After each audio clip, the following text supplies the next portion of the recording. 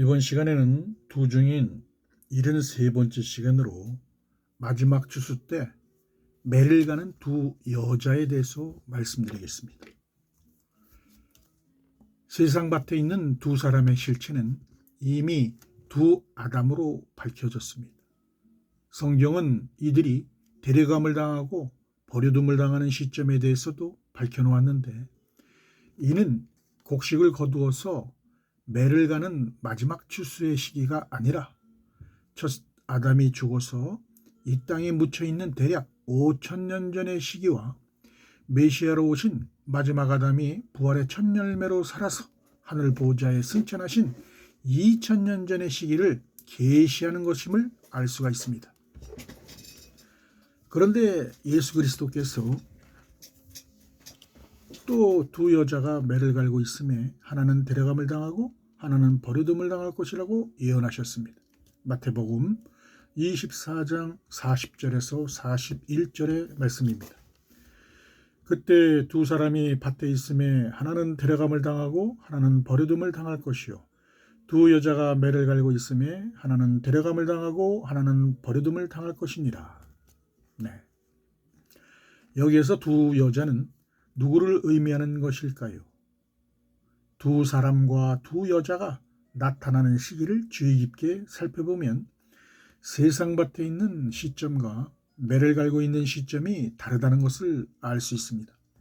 매를 갈고 있는 시점이란 마지막 추수 때 거둔 곡식으로 떡을 만들어 먹는 가을 절기의 시기를 말하는 것입니다.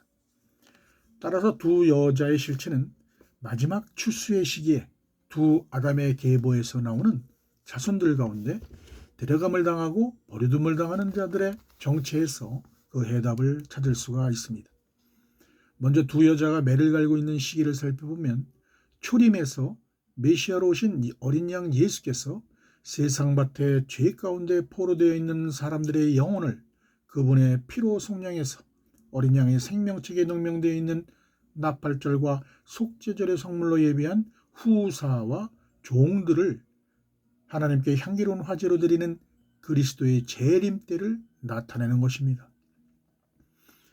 또한 마지막 추수의 시기에 그리스도께서 공중과 지상으로 두 번 재림하셔서 세상밭에 나팔절과 속죄절의 성물로 남겨둔 7,000인과 14만 4천을 거두어서 하나님께 향기로운 화제로 드리게 됨으로써 새 예루살렘 성에 예배해 놓은 좌우편 24보좌 위에 금멸류관을 머리에 쓰고 앉는 24장로들의 충만한 수를 성취하게 되는 것입니다. 따라서 두 여자가 매를 갈고 있는 시기는 여호와의 7절기 중에서 마지막 가을 절기로 예비한 나팔절과 속죄절의 시기를 나타내는 것임을 알 수가 있습니다. 그런데 마지막 추수 때 매를 갈고 있는 것은 영적으로 무엇을 뜻하는 것일까요? 그것은 여호와의 절기를 따라서 세상 밭에 있는 곡식을 상징하는 영혼들의 열매를 거두어서 타작마당에서 손에 든 키로 알곡과 쭉정이를 나누어서 맷돌에 가는 것을 의미하는 것입니다. 이것은 초실절에 추수한 곡식 가운데 첫 단으로 거둔 알곡을 고운 가루로 갈아서 떡을 만들어 하나님께 향기로운 소재로 흔들어 드리는 요셉의 단을 나타내는 것입니다. 예수 그리스도께서 데려감을 당하고 버려둠을 당하는 매를 가는 두 여자를 말씀하신 것은 요셉과 11 형제의 자손들의 열매를 드러내시기 위한 것임을 알 수가 있습니다. 데려감을 당하는 여자의 정체는 초실절에 첫 단으로 거둔 요셉의 단을 의미하는 것으로서 왕의 신분으로 영광의 면류관을 머리에 쓰는 하늘에 속한 복음의 공동체를 말합니다. 이들은 땅에 속한 여자의 자손들 가운데 복음으로 말미암아 성령의 인침으로 양자의 영을 받고 하늘에 속한 아들의 형상을 입은 후사의 신분으로 거듭나는 남자의 열매인 것입니다.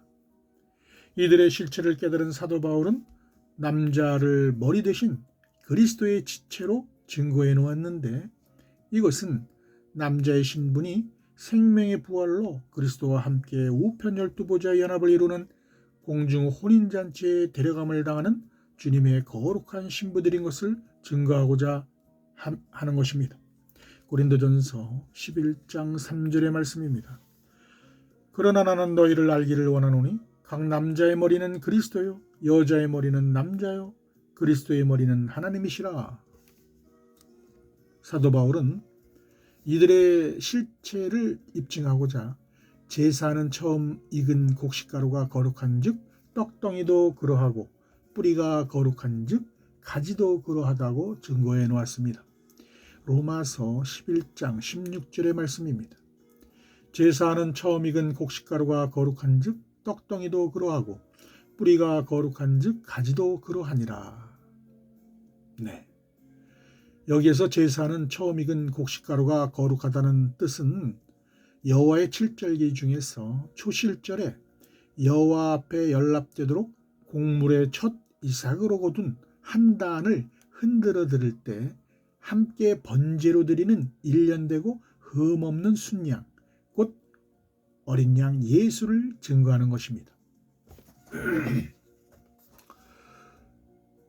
메시아로 오신 어린 양 예수는 자신의 의를 따르지 않으시고 하나님의 뜻을 따라서 유월절날 십자가에서 화목제물로 죽임을 당하시고 장사한 지 3일 만에 이 땅의 죽은 자들 가운데서 초실절에 거룩한 성령의 기름을 섞은 고운 가루로 구워서 하나님께 향기로운 첫 소재로 드리는 부활의 첫 열매가 되셨던 것입니다. 레위기 23장 10절에서 13절의 말씀입니다. 이스라엘 자손에게 고하여 이르라.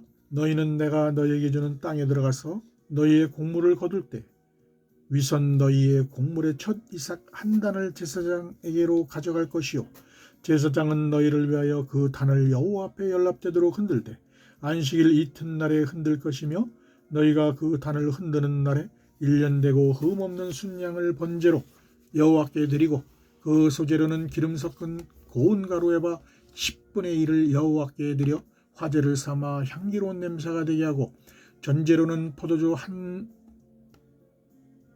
흰 4분의 1을 쓸 것이며 그리고 이 떡덩이가 거룩하다고 할 때 떡덩이가 의미하는 바는 성찬 예식을 통해서 하늘로서 내려온 영생하는 생명의 떡을 예표하는 예수님의 거룩한 몸인 살을 받아 먹은 그분의 지체인 어린 양의 12사도 이름으로 연합되는 하늘에 속한 복음의 공동체를 의미하는 것입니다. 요한복음 6장 51절의 말씀입니다. 나는 하늘로서 내려온 산 떡이니 사람이 이 떡을 먹으면 영생하리라. 나의 줄 떡은 곧 세상의 생명을 위한 내 살이로라 하시니라.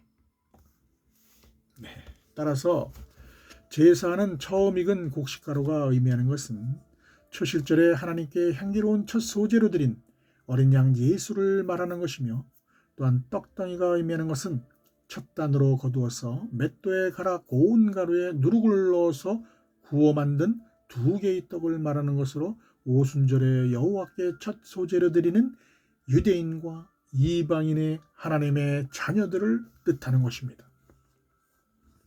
이는 마지막 추수 때 무르익은 곡식의 단들을 거두어서 손에 든 키로 타작마당에서 알곡과 쭉정이를 나누어서 쭉정이는 불에 태우고 알곡은 껍질을 벗겨서 맷돌에 갈아서 고운 가루로 떡을 만들어서 하나님께 향기로운 화제로 드리는 요셉의 단을 의미하는 것입니다. 이들은 장차 사람의 육적인 몸을 벗기는 그리스도의 할례, 곧 성령의 세례를 받은 하나님의 자녀들로서 자기의 의가 살아있는 알곡에서 맷돌에 갈아서 자기의 의가 완전히 바스라져서 고운 가루가 되어 여기에 성령의 기름을 넣어서 생명의 부활에 참여하는 복음의 공동체 열매로 맺히게 되는 것입니다. 골로새서 2장 11절의 말씀입니다. 또 그 안에서 너희가 손으로 하지 아니한 할례를 받았으니 곧 육적 몸을 벗는 것이요 그리스도의 할례니라. 따라서 마지막 추수 때 먼저 이삭의 첫 단으로 거두어서 맷돌에 갈아서 만든 고운 가루에 성령의 기름을 섞어 만든 하나님의 자녀들이 나팔절에 성물로 드리는 거룩한 떡덩이의 그릇토기로 남겨둔 남자의 열매로 맺히게 되는 것입니다. 이것이 고운 가루로 만든 떡덩이의 실체로서 예수 그리스도께서 공중 재림하실 때 머리가 되시는 예수 그리스도와 한 몸으로 연합을 이루기 위해 공중 혼인잔치에 데려감을 당하는 하늘에 속한 아들의 형상을 입은 남자들의 공동체로 세워지는 거룩한 신부들인 것입니다. 그리고 자기의 의를 부인하는 육적 몸을 벗고 예수 그리스도의 할례를 받은 거룩한 떡덩이는 머리가 되시는 예수 그리스도와 함께 우편 영광의 12보좌에 동참하는 하나님의 유업을 이을 후사로서 하나님이 자신을 위하여 바알에게 무릎을 꿇지 않고 은혜로 택하심을 따라 빛의 자녀들의 완전한 수로 남겨둔 7천인을 예표하는 것입니다. 로마서 11장 4절에서 5절의 말씀입니다. 저에게 하신 대답이 무엇이뇨?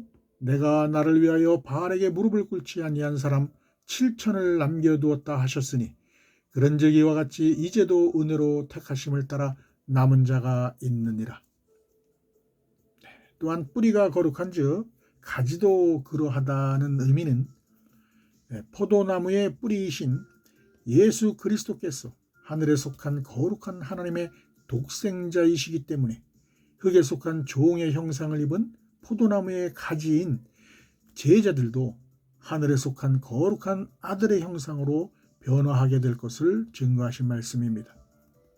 따라서 매를 갈고 있는 두 여자들 가운데 데려감을 당하는 여자의 정체란 마지막 추수 때 첫 이삭의 한 단으로 거둔 알곡을 고운 가루로 갈아서 성령의 기름을 섞은 소재로 만들어서 하나님께 향기로운 화제로 드리는 나팔절의 성물로 예비한 남자의 신분이라는 사실입니다. 그 비밀을 깨달은 사도 요한은 그 사실을 입증하고자 예수 그리스도께서 공중 재림하실 때 땅에 속한 여자의 자손들 가운데 후 3년 반에 일어나는 대환란 전에 공중 휴고되는 자들의 정체를 머리가 되시는 예수 그리스도와 한 몸으로 연합을 이루는 하늘에 속한 아들의 신분으로서 철장으로 만국을 다스릴 권세를 가진 남자로 증거해 놓으셨습니다. 요한계시록 12장 5절입니다. 여자가 아들을 낳으니 이는 장차 철장으로 만국을 다스릴 남자라. 그 아이를 하나님 앞과 그 보좌 앞으로 올려가더라. 그렇다면 예수 그리스도께서 말씀하신 버려둠을 당하는 여자의 정체는 누구인지 성경적 증거를 찾아보겠습니다. 에덴 동산에서 선악과를 먹은 범죄함으로 선과 악의 열매가 첫사람 아담의 몸에서 산출되게 되었습니다.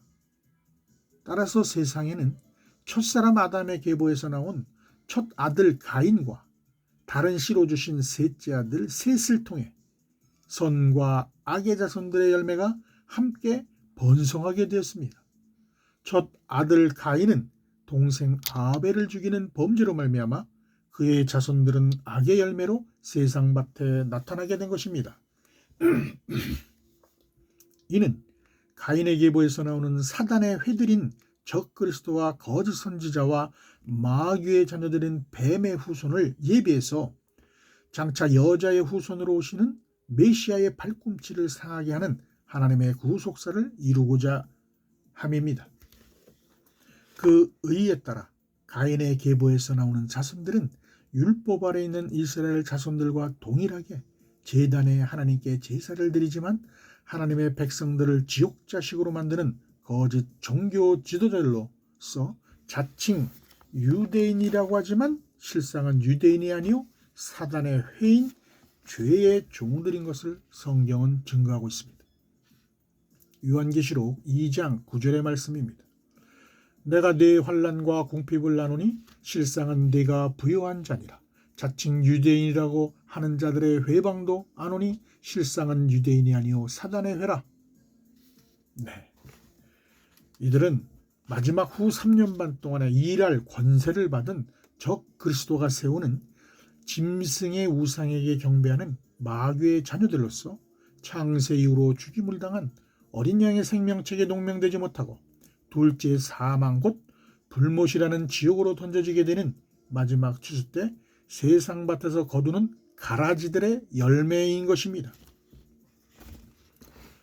그런데 버려둠을 당하는 땅에 속한 여자의 자손들 가운데 하나님과 어린 양의 보호자를 섬기는 하나님의 종들을 추수하는 구속사의 계시로 가인에게 죽임을 당한 아벨을 대신해서 마지막 아담으로 오실 자의 표상으로 예비되어 있는 첫 아담에게 그의 형상과 모양을 닮은 자손으로 셋째 아들 셋을 다른 씨로 주셔서 셋의 계보에서 선의 열매를 예비하신 것입니다.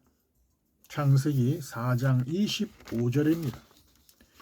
아담이 다시 아내와 동침하며 그가 아들을 낳아 그 이름을 셋이라 하였으니 이는 하나님이 내게 가인이 죽인 아벨 대신에 다른 씨를 주셨다 함이며, 따라서 셋의 계보에서 노아 홍수 이전 시대 제사장 나라의 거룩한 그루터기로 노아와 7 가족을 예비하시고 노아와 자손들 가운데 믿음의 조상으로 택한 아브라함과 횃불 언약을 체결해서 여자의 후손으로 약속하신 메시아가 탄생하실 계보를 예비하셨던 것입니다. 그 의를 성취하시고자 약속의 씨로 주신 이삭에게 두 민족의 조상으로 쌍둥이 형제 에서와 야곱을 주시고 그 중에서 제사장 나라의 조상으로 택한 야곱의 예언을 통해서 12지파의 자손들 가운데 유다 지파에서 이스라엘의 왕으로 다윗을 세우셨습니다. 그리고 다윗 왕의 위로 오실 메시아가 율법 아래 있는 여자의 후손으로 오셔서 성육신할 수 있는 하나님의 거룩한 밭으로 동정녀 마리아를 예비해 놓은 하나님의 비밀을 깨달은 사도 바울은 율법 아래 있는 흙에 속한 종의 형상을 입은 여자에게서 메시아로 오신 독생자 예수가 탄생하셨다고 증거하였습니다. 갈라디아서 4장 4절의 말씀입니다. 때가 참에 하나님이 그 아들을 보내사 여자에게서 나게 하시고 율법 아래 나게 하신 것은,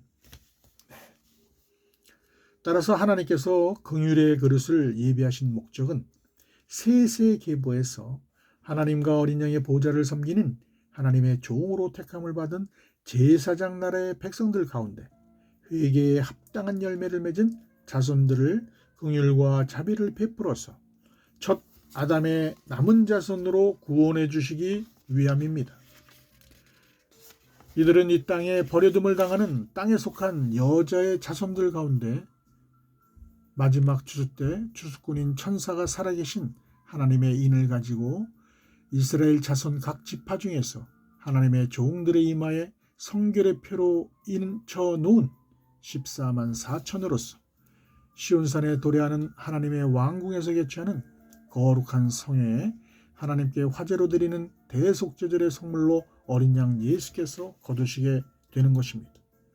요한계시록 7장 3절에서 4절의 말씀입니다. 가로되 우리가 우리 하나님의 종들의 이마에 인치기까지 땅이나 바다나 나무나 해하지 말라 하더라. 내가 인맞은 자의 수를 들으니 이스라엘 자손의 각 지파 중에 인맞은 자들이 14만 4천이니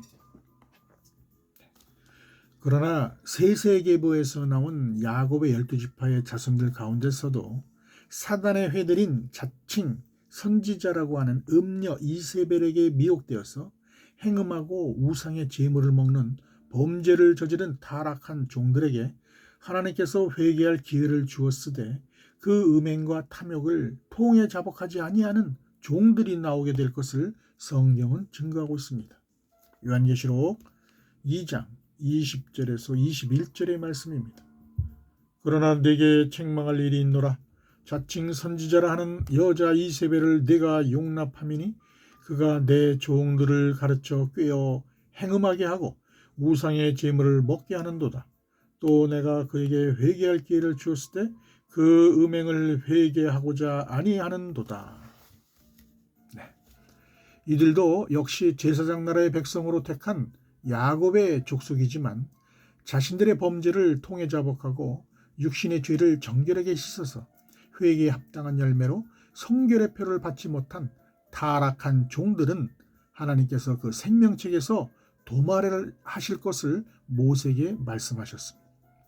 이 타락한 종들은 마지막 추수 때 세상 밭에서 거두는 요셉의 11형제의 단을 예표하는 이삭의 곡식들 가운데 속이 빈 껍데기만 남은 쭉정이의 열매를 의미하는 것입니다. 출애굽기 32장 33절의 말씀입니다.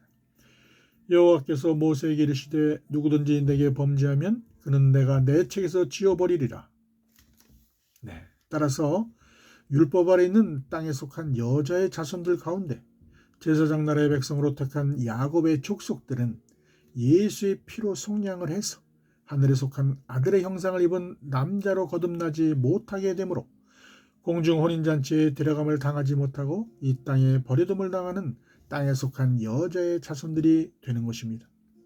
그러나 하나님께서 베델에서 하나님의 종으로 택한 야곱에게 그의 꿈을 통해서 그의 자손들을 구원해 주실 것을 약속하셨습니다.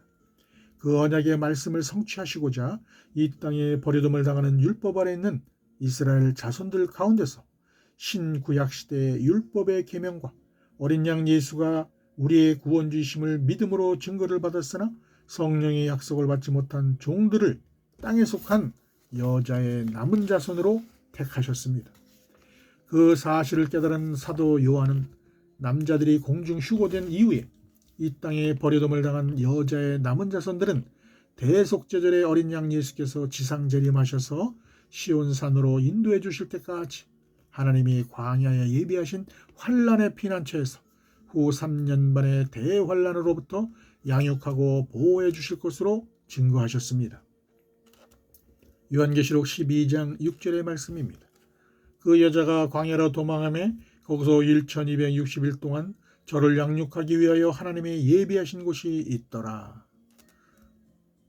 이들 역시 예수 그리스도의 재림 때 하나님의 왕궁에서 개최하는 거룩한 성회에 하나님께 향기로운 화제로 드리는 대속제절의 성물을 남겨둔 야곱의 남은 자손들의 충만한 수로 거두는 14만 4천의 반열에 포함되어 있는 것입니다.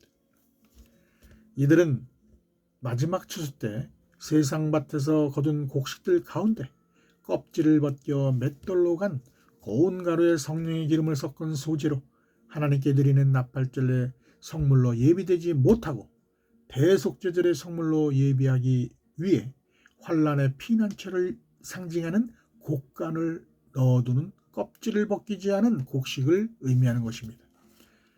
결론적으로 예수 그리스도께서 세상 밭에 있는 두 사람과 매를 갈고 있는 두 여자들 가운데 데려감을 당하고 버려둠을 당하는 계시의 말씀을 증거하신 목적은 예수 그리스도의 재림 때 하나님의 왕궁에서 개최하는 거룩한 장자들의 총회에 참여하는 납발절과 속죄절의 그루터기로 남겨둔 두 곡식의 거룩한 씨의 정체가 첫 아담과 마지막 아담의 계보에서 나오는 율법과 복음의 두 교회의 공동체들이라는 사실을 밝혀주고자 함입니다. 따라서 마지막 추수 때 세상 밭에서 거둔 곡식들을 타작마당에서 손에 든 키로 알곡과 쭉정이를 나눌 때 껍질을 벗겨서 맷도에 갈아 떡을 만들 수 있는 고운 가루를 상징하는 마지막 아담의 계보에서 나오는 후사의 열매들은 납발절에 하나님께 향기로운 화제로 드리게 되는 것입니다.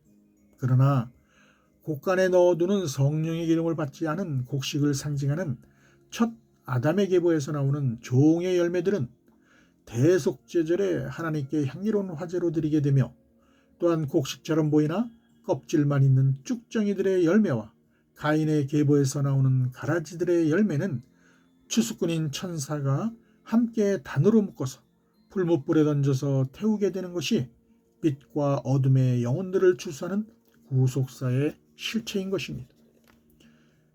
열방의 교회와 성도들은 자신들의 열매를 확인하기 위해서 두 언약의 말씀으로 주신 율법과 복음의 실체를 분별해야 할 때인 것입니다.